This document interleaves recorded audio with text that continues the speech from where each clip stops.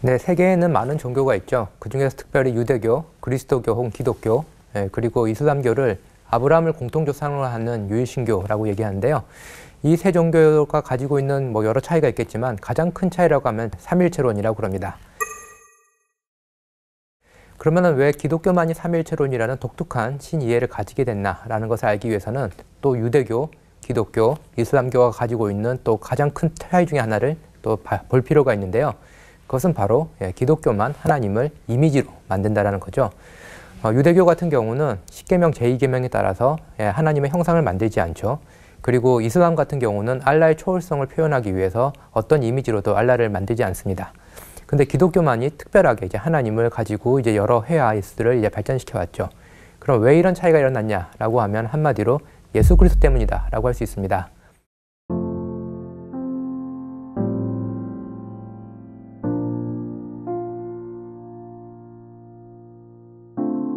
바로 신약 성경, 특별히 이제 바울 서신을 보면은 바울은 예수 그리스도를 보이지 않는 하나님의 형상이라고 부르죠. 그런 의미에서 예수 그리스도라는 이 보이는 형상을 통해서 보이지 않는 하나님을 그렸던, 묘사했던 그런 전통이 이제 기독교 안에 있게 됩니다. 그렇기 때문에 삼일체론이 어떤 교리인지 알기 위해서는 우리는 예수 그리스도가 누구신가? 라는 질문으로 돌아갈 필요가 있습니다. 달리 이야기하면 삼일체론이라는 것은 추상적인 그런 교리 혹은 아주 어려운 이론이라기보다는 초대교회부터 그리스도인들이 어떻게 예수 그리스도를 구주로 고백하고 예수 그리스도를 어떻게 예배하느냐라는 매우 실천적인 그리고 매우 실존적인 문제와 연결이 되어 있었다라고 할 수가 있겠습니다.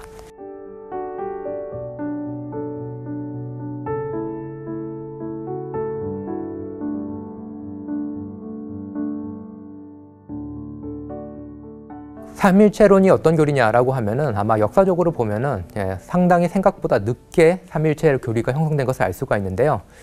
삼일체라는 이 단어 자체가 등장한 것은 그리스어로는 2세기 중후반, 그리고 이제 라틴어로 이 단어가 많이 쓰기 시작한 건 3세기라고 학자들은 흔히 얘기합니다.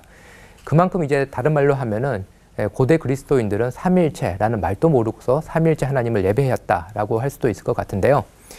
그리고 교리로서 삼위일체론이 정착된 것은 그보다 더 후대인 4세기 초, 보통 325년에 있었던 니케아 공의회 때라고 이야기를 합니다. 그러면 그동안 다른 말로 하면 예수 그리스도께서 십자가를 달리고 부활하시고 승천하신 이후부터 그리고 삼위일체론이 정착된 4세기 초반까지 약 300년이라는 기간이 있었는데 그 300년이라는 긴 기간은 다른 말하면은 그리스도인들이 어떻게 하면은 우리가 믿는 하나님에 대해서 적절하게 이야기할 수 있는가를 고민했고 거기에 맞는 언어를 발견해가는 그런 배움의 과정이었다라고도 할 수 있을 것 같습니다.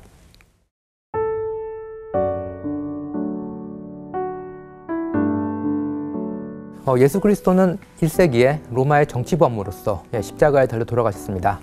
근데 놀랍게도 그의 제자들은 예수 그리스도께서 부활하셨다라고 믿었고 더 놀라운 거는 예수 그리스도께서 승천하셨다고 그렇게 주장하면서도 또 동시에 그들의 공동체에 예수 그리스도께서 강력하게 현존하신다라고 말했다는 거죠. 그럼 이게 어떻게 된 것일까요? 한편으로는 예수 그리스도께서 계시지 않는데 다른 한편으로는 예수 그리스도께서 함께 계시다라는 거죠. 그렇기 때문에 이 초대 그리스도인들이 가졌던 그런 경험들은 유대인들과 마찬가지로 하나님에 대해서 예배를 하고 있지만 또 예수 그리스도를 함께 예배를 했죠. 그렇지만 또 동시에 그들과 함께하지 않는 예수 그리스도께서 공동체에 함께 계신다라고 믿었던 거죠. 그렇기 때문에 삼위일체라는 단어는 늦게 형성되었지만 그들의 믿음 속에는 하나님, 그리고 성자이신 예수 그리스도, 그리고 영으로서 함께하신 그리스도, 다른 말로 하면 성령에 대한 경험이 매우 확고하게 자리 잡았다라고 할 수 있을 것 같고요. 삼위일체라는 교리가 없고 삼위일체라는 단어가 없을 때에도 그리스도인들은 이러한 자기들이 가지고 있었던 하나님의 구분된 새 인격에 대한 그런 경험 때문에 그리고 그 새 하나님에 대한 경험을 또 확실히 이제 믿으면서 그것을 언어화해가면서 삼위일체론을 점차 몸으로, 예배로, 그리고 언어로 익혀갔다라고 할 수 있을 것 같습니다.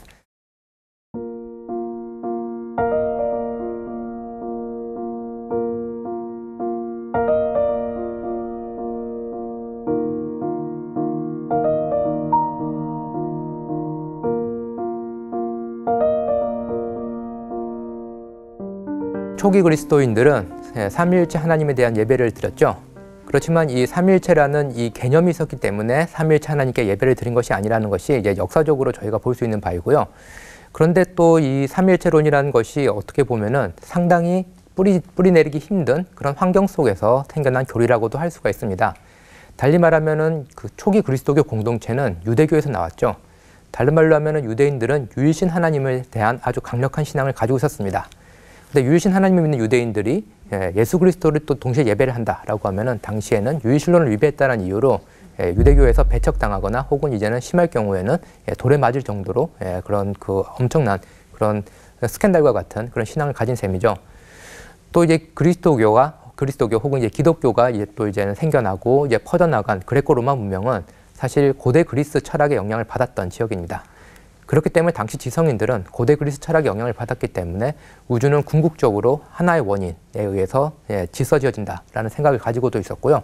그리고 무엇보다도 어느 정도 학식이 있는 사람은 1이 3이고 3이 1이라는 것은 정말 말도 안 되는 일이다라고 생각했던 거죠. 그러면은 이 유일신론이라는 유대교적 맥락, 그리고 고대 그리스 형이상학과 논리학이 있었던 그레코 로마 문명, 이러한 달리 말하면 삼위일체론이 정말 자라고 뿌리 내리기 힘든 환경 속에서 이 교리가 나타났다는 것은 그만큼 그리스도인이 믿었던 삼위 하나님에 대한 경험이 너무나도 강렬했고 어느 것과도 바꿀 수 없을 정도로 소중했다는 것을 반증한다고 할 수 있겠습니다. 그렇기 때문에 당시에 있었던 여러 하나님에 대한 이해가 있는데요. 예를 들면은 예수 그리스도께서 하나님의 아들이 아니라 인간으로 태어났다가 나중에 하나님의 아들로 입양되었다는 설, 혹은 예수 그리스도는 진짜 인간이 아니라 하나님이 인간인 척하고 30년 정도 이 땅에 나타났다는 설, 혹은 예수 그리스도가 하나님의 가장 뛰어난 피조물이고 그 피조물, 예수 그리스도라는 가장 뛰어난 피조물로부터 다른 피조물이 나왔다라는 설, 혹은 예수 그리스도는 신이긴 한데 하나님보다 조금 열등한, 다른 말로 하면 한 두 번째쯤 되는 신이라는 이론, 이런 여러 이론들이 있었습니다. 물론 이러한 이론들이 예수 그리스도를 완전한 하나님이요 완전한 인간이라고 믿는 삼위일체론보다는 당시 사람들이 받아들이기 훨씬 쉬웠을 그런 이론들이죠. 그런 의미에서 어떤 의미에서는 이해하기도 어렵고 설명하기도 어려운 삼위일체론이 공식적으로 교회의 교리가 되었다는 것은 초대 그리스도인들이 이 믿음만은, 예수 그리스도에 대한 믿음만은 어떤 것과도 양보하지 않으려고 그랬고, 이 예수 그리스도가 누구신가라는 이 질문으로부터 삼위일체론 교리를 만들었다라고 할 수 있겠습니다. 인간의 생각이나 언어가 어떻게 보면 경제적이고 효율적으로 가는 것이 일반적인 상식인데 어떻게 보면은 삼위일체론은 그와 반대로 가는 결정이었다라는 것이 저에게 주는 또 그런 시사점이 있는 것 같습니다. 근데 완전한 하나님, 완전한 인간이라는 이 설명 방식은 당시 기준으로 볼 때, 제가 볼 때 가장 비효율적이고 가장 군더더기 설명도 많이 필요할 수 있을 것 같은 그런 설명 방식인데, 오히려 그 방향으로 이제 교리가 형성되어 갔다라는 거는 인간이 자연적으로 가지고 있는 효율성과 반대되는 혹은 그것을 압도할 정도의 강력한 경험 무엇이 있지 않고는 설명이 힘들지 않을까라는 것이 제 개인적인 생각이기도 합니다.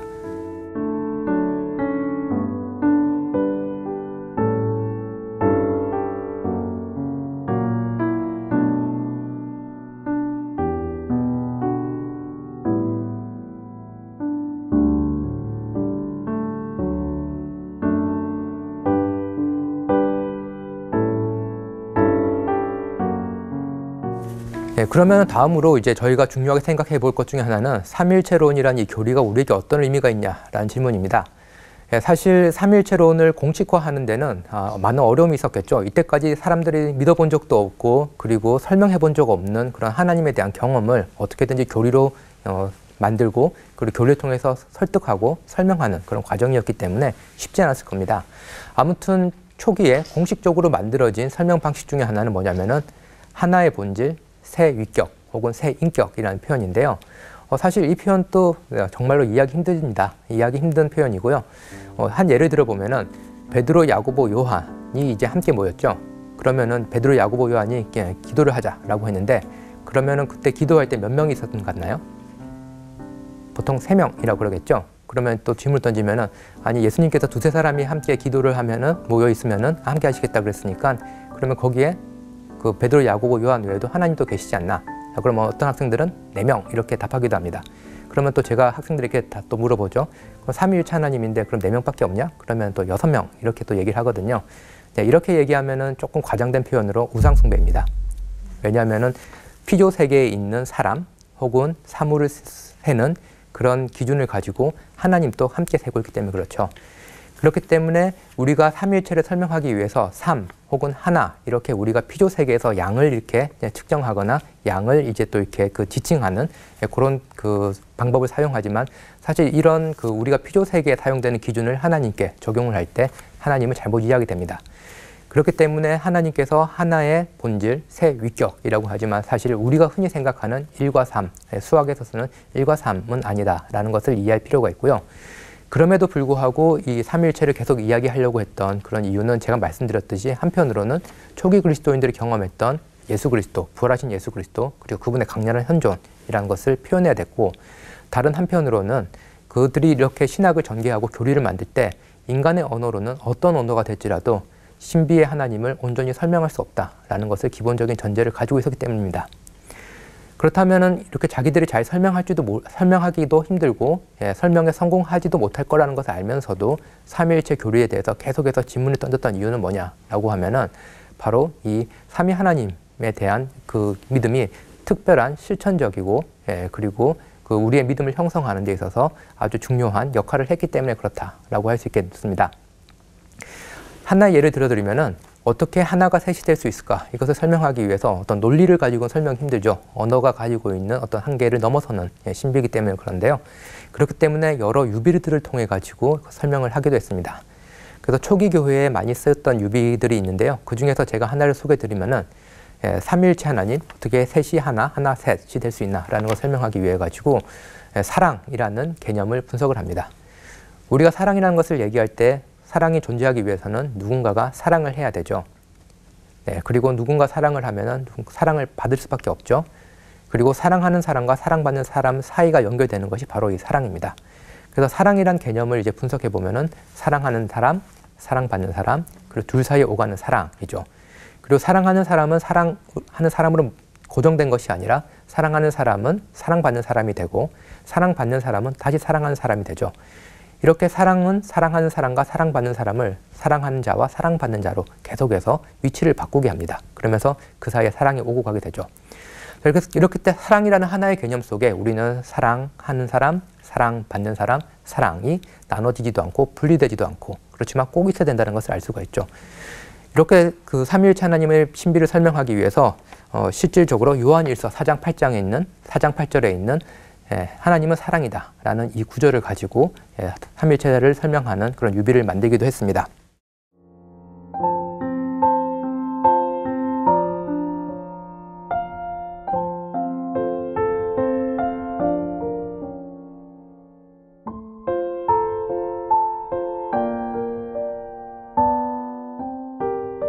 그러면은 이렇게 하나님은 사랑이다 라는 것은 어떤 의미가 있을까요? 그것은 달리 말하면은 우리가 살고 있는 우주의 궁극적인 원리는 추상적인 일자, 추상적인 원리, 어떤 법칙이 아니라는 겁니다. 만약에 이 세계가 하나님으로부터 나왔다면은 이 세계는 사랑하는 분, 사랑받는 분, 그리고 그 두 분 사이에 있는 사랑이 궁극적인 존재하는 이 모든 것들의 근원적인 질서의 근원이라는 거죠. 그런 의미에서 기독교인들은 삼위일체론을 믿으면서 우리는 우주가 그 속에는, 그 깊은 신비 속에는 사랑이 있다, 교제가 있다, 그리고 흘러넘치는, 사랑으로부터 흘러넘치는 기쁨이 있다라고 믿는 존재가 될 수 있습니다. 그렇기 때문에 우리가 세계를 볼 때 우리는 자연과학에 익숙했기 때문에 이 세계를 어떤 자연 법칙에 따라 움직이는 세계, 이런 식으로 이해할 수도 있고요. 이 세계 속에 있을 때 너무나도 이 세계가 크기 때문에 너무나도 크고 무시무시한 세계, 이런 식으로 무의미한 세계, 이렇게도 이해를 할 수가 있겠죠. 그렇지만 삼위일체 하나님을 믿는다는 것은 이 세계는 궁극적으로 그 속에는 사랑의 움직임이 있고 그리고 사랑으로부터 흘러넘치는 기쁨의 자리가 될 수 있는 곳이 바로 이 세계다라는 새로운 세계 이해를 가능하게 해주었습니다. 그리고 또 삼위일체는 단지 하나님에 대한 새로운 이해뿐만 아니라 제가 또 방금 말씀드렸듯이 세계에 대한 새로운 이해, 다른 말로 하면은 하나님의 사랑의 대상으로서의 세계, 하나님의 사랑의 기쁨이 머무는 곳을 세계라는 이해를 가능하게 했기도 했지만 또 동시에 인간이 누구인가라는 또 새로운 이해를 가능하게 했습니다. 다시 이슬람교와 유대교와 기독교의 차이로 돌아가 보겠습니다. 흔히 유대교는 모세로부터 시작되었다라고 얘기하죠. 이슬람교는 모하메드로부터 시작되었다라고 얘기합니다. 기독교는 예수 그리스도로부터 시작되었다라고 얘기를 많이 하죠. 그러면은 예수 그리스도와 모하메드와 그리고 모세의 차이는 무엇일까요? 기독교인들은 흔히 예수 그리스도만이 신이다 라고 이렇게 얘기를 하겠죠. 근데 또 다른 차이가 있습니다. 아주 중요한 차이인데요. 모하메드, 모세 다 개인입니다. 하나의 개인이죠. 예수 그리스도는 개인이자 개인이 아니십니다. 그러면 개인은 어떤 의미냐? 누군가가 모하메드면 다른 사람이 모하메드를 대신할 수 없습니다. 누군가가 모세이면 다른 사람이 모세를 대신할 수 없습니다. 그렇지만 예수 그리스도는 개인이지만 또 개인이 아니시기에, 다른 말로 하면은 예수 그리스도의 영이 계시기 때문에 다른 모든 사람들, 다른 말로 하면은 예수 그리스도의 영을 받은 사람들은 모두가 그리스도처럼 될 수 있다라고 하는 게 삼위일체론의 핵심입니다. 그렇기 때문에 루터 같은 경우는 그리스도인들을, 그리스도인이라는 말 자체도 그리스도, 예수 그리스도라는 그 그리스도를 믿는 사람이라는 뜻에서 그리스도인이라고 부르지만, 그것보다 더 강력하게 그 말하기 위해서 그리스도인은 작은 그리스도라고 이렇게 얘기를 했습니다. 즉 그리스도는 단순한 개인이 아니라 영으로서 모든 사람 안에 현존하시고, 그럼으로써 모든 그리스도인들을 그리스도처럼 만드실 수 있는 분이기 때문에 그리스도는 다른 그 모세라든지 아니면 모하메드와 같은 종교의 창시자와는 차이가 있다, 혹은 다른 개인들과 차이가 있다라고 할 수 있겠습니다. 이것이 삼위일체론이 말하고자 하는 바였고요. 이게 고대 그리스도인들이 생각했던 그들의 구원의 가장 중요한 요소라고 생각을 했습니다. 우리도 예수 그리스도처럼 하나님의 자녀가 될 수 있다. 혹은 우리도 성부 하나님께서 성자 하나님 예수 그리스도를 사랑하는 사랑을 우리도 받을 수 있다라고 생각했기 때문에 그들은 우리는 예수 그리스도처럼 하나님의 상속자요, 혹은 예수 그리스도 마찬가지로 하나님의 아들, 딸인, 다른 말로 하면 우리는 양자가 되었다 라는 표현들이 이제는 바울 서신에 나오게 되는 거죠. 그리고 요한복음에서 이런 것들을 설명하기 위해서 우리는 포도나무에 접붙임된 가지로 설명이 되기도 합니다.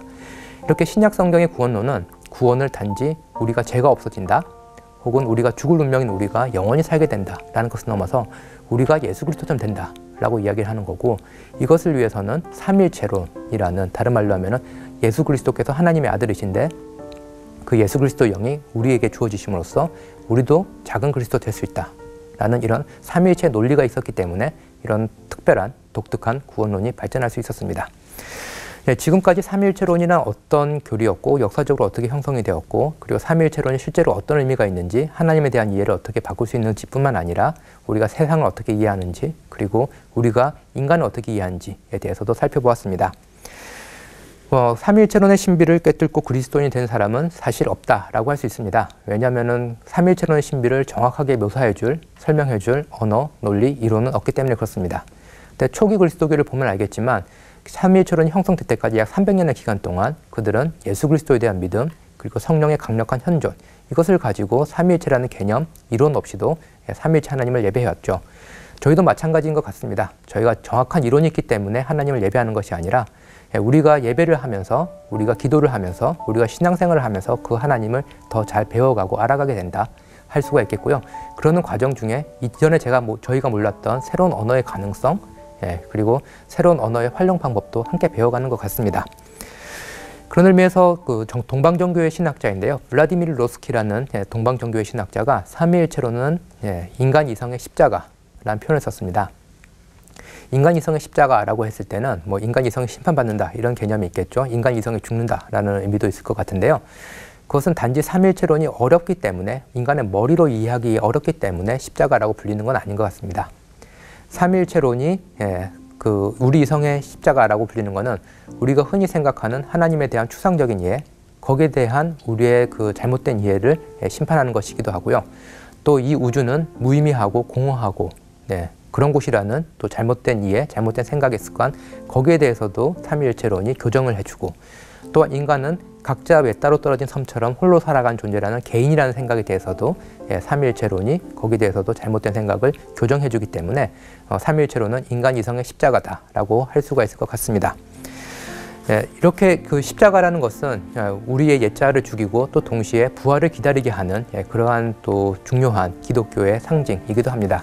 그런 의미에서 삼위일체론이 인간 이성의 십자가라는 것은 우리가 이전에 알고 있었던 잘못된 생각들, 부족한 생각들을 뒤로하고 우리가 새롭게 하나님을 더 알아가고 세상을 알아가고 그리고 나 자신을 알아가고 이런 나 자신을 알아감으로써 새롭게 이웃들과 관계를 맺어가는 새로운 가능성을 열어주는 것이 또 이 삼위일체가 아닌가라고 생각합니다.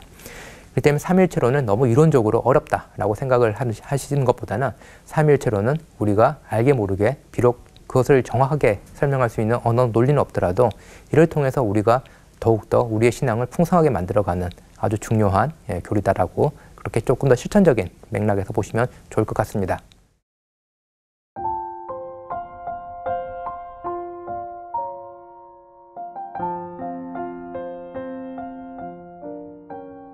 우리가 사람을 개인으로 생각을 할 때는 나는 나의 권리가 있고 그리고 나를 이룬 다음에 다른 사람과 이제 관계를 맺는다라고 생각을 할 수 있겠지만 성부, 성자, 성령은 태초부터 관계 속에 계신 하나님이시죠. 그런 의미에서 나는 누구냐는 것은 너를 생각하지 않고 나라는 존재는 생각할 수 없고 그리고 내가 행복하기 위해서는 너와 함께 행복해야 될 수 있다라는 근원적인 관계성 이런 것들을 저희가 현대사회에서 간혹 잊고 살지 않는가. 때로는 이제는 그래 너도 행복해야 되지만 일단 내가 행복해지고 나서 너가도 행복해져야지 이런 식의 행동들이 많이 있거든요. 그런 식의 생각도 많이 있고 그것이 아니라 나의 모든 것은 너와 관계되어 있다. 혹은 이제 너 앞에 설 때만 이제는 나는 나의 존재의 의미를 찾을 수 있다라는 그런 생각들은 어떻게 보면 근원적인 관계성에 대해서 인간을 생각하게 만들고요. 그리고 그런 근원적인 관계성의 그 기독교 신학적으로 가장 그 중요한 부분은 바로 삼위 하나님께서 그 사랑의 관계 속에 있다라고 하는 것, 그 언어 속에서 찾아볼 수 있지 않을까라고 생각이 듭니다.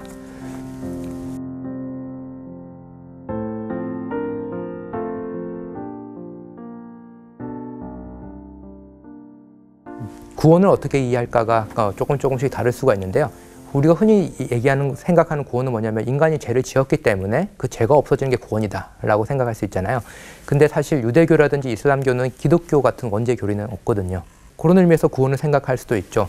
그리고 또 다른 차원에서 구원을 생각할 수 있는 게 우리가 흔히 생각하는 영원한 생명, 영생을 얻는다라는 거잖아요.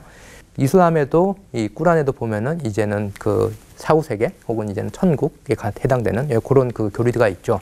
그런 의미에서 이제는 거기서 영생을 누린다라고 하는데 그러면은 그리스도인들 생각하는 영생 내지는 죄가 없음이란 건 어떤 것인가라고 할 때 가장 이제 두드러지게 나타나는 건 뭐냐면은 하나님의 자녀됨이라는 구절로 드러나는 거거든요. 그렇기 때문에 예수 그리스도가 하나님의 아들이 인간이 되신 가장 중요한 이유는 뭐냐라고 하면 단순히 인간의 죄를 없애기 위해서 혹은 인간에게 영생을 주기 위해서가 아니라 인간도 하나님의 아들인 예수 그리스도처럼 하나님의 자녀로서의 그 위치 혹은 자격을 주기 위해서다라는 게 이제 초기 교회 그리스도교의 그 중요한 가르침이었고요. 이런 구원론적인 관심, 다른 말로 하면 단순히 죄가 없어지거나 영원하게 살게 되는 것을 넘어서 우리도 예수 그리스도처럼 하나님 아버지의 사랑을 받게 되고 우리도 그 사랑을 돌려드릴 수 있는 존재가 되는 것, 그 사랑의 기쁨을 나누고 그리고 그것을 흘려보낼 수 있는 존재가 되는 것, 이것을 이제는 궁극적인 구원의 모습으로 보았기 때문에 그것은 이제는 그 삼위일체, 다른 말로 하면 우리가 성령을 통해서 예수 그리스도 안에 참여한다라는 이 독특한 그 바울의 가르침, 혹은 신약 성경의 언어 이런 것들 통해서 이제 표현이 됐다라고 할 수 있습니다. 그래서 이제는 그 흥미로운 거는 이런 생각이 이후에 생긴 게 아니라 바울 서신에 등장하는 거고요. 바울 서신은 신약 성경 역사를 잘 아시는 분들 알겠지만 가장 초기에 쓰여졌던 그런 신약의 문서입니다. 그렇기 때문에 초기 교회 그리스도인들이 가지고 있었던 구원론은 아주 독특하고 아주 그 뒤이후에 삼위일체론의 발전에 중요한 역할을 했다라고 할 수 있을 것 같습니다. 그래서 초기 그리스도인들이 처음부터 어떻게 셋이 하나고 셋이 됐냐라는 논리 자체에 집중을 했다기보다는 그들이 믿었던 구원, 그들이 경험했던 하나님, 이것을 적절히 표현할 수 있는 언어를 성서를 통해서 그리고 그들의 예배를 통해서 발견해 갔다라고 할 수 있을 것 같습니다.